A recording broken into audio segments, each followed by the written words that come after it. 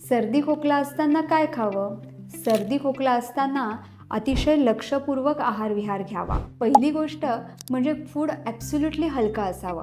त्यासाठी तूप घातलेली गरम मुगाची खिचडी बेस्ट, शिवाय पचायलाही सोपी. ताप येऊ नये म्हणून कुळथाचं माडगं घ्यावं.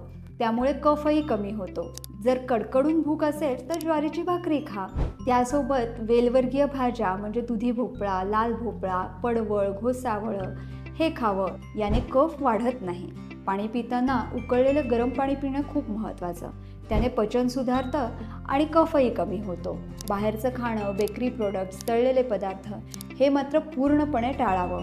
अशीच काळजी लाईफस्टाईलचीही घ्यावी. म्हणजे थंडीत जाणं अवॉइड करावं. फॅनचा वारा, एसीची हवा यामुळे सर्दी खोकला वाढतो. अगदी एसीत काम करणं अनअवॉइडेबलच असेल तर कानात कापूस घालावा.